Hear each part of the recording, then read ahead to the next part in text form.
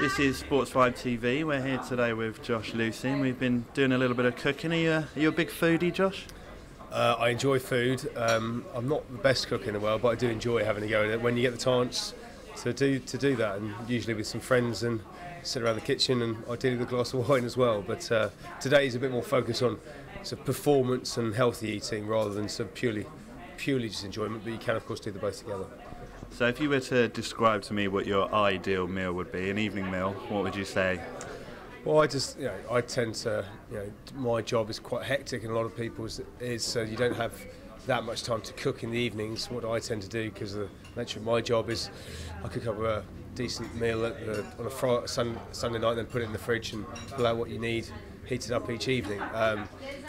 Like stir fries, most guys who've played sport do. It's pretty easy, it's pretty healthy, you can do it really quickly. Thai curry is my personal thing, and I can do a reasonable chicken pie. All sounds good. Now, I'd be mad if I didn't ask you about the Rugby World Cup just a month away. Wales and England in the same group. It's going to be huge. Preparation-wise, both teams, have you been impressed with both teams so far? Well, listen, I think everyone really regards the fact that the England performance last weekend was kind of what's the word? It was a rusty performance, to put it mildly. And I think obviously Wales's defeat by Ireland, likewise. Having said that, I mean, they're the first games in the campaign, and you almost want to get some of your poor performances out first. Plus, I know from a Welsh perspective, they'd only just started. Most of the focus has been on S&C and physiological preparation till that point. They'd only just started doing the rugby stuff then, so that'll come together. And they said that a week's a long time in sport, and rightly so. So I think we'll know far more where we are, certainly in the next 10 days when all the teams announce their squad, and likewise you see the trend and the momentum build towards the tournament now. And it's not about day one of the tournament. You ultimately need to peak at the end of it. It's just making sure you're in that game. And the World Cups are really special because it's a momentum game, and it's amazing how quickly belief and morale can build, and likewise if things aren't going well, it goes the other way. So that's a really, really important focus, rather than purely what happens on the field as well.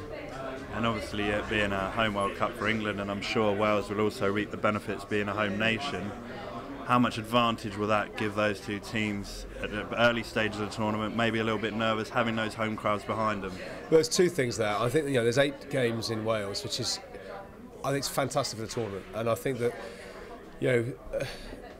not just in terms of the home advantage. Yes, it's a huge advantage. I think that sort of look at New Zealand have only ever won 2 World Cups. They've both been at home. Australia, at the start of the 03 competition, weren't the top 3 sides, and yet we pushed us 100 minutes to beat them. Home advantage plays a massive factor. More importantly, though, than that, regardless about the home, I think the fact that there's so many games across the whole of England and indeed Wales means it should be a fantastic tournament and a fantastic spectacle for the whole of society to get involved in it. And if you look at sort of some of the commercial forecasts, the World Rugby have forecast it being similar to the London Olympics, but more spread out. So I think, from my perspective, rather than just the home advantage, I think there's a broader impact which we should be looking at and get very excited about, and hopefully we can capitalise upon it, not just as rugby as a sport, but just as a society in terms of feeling involved in the competition.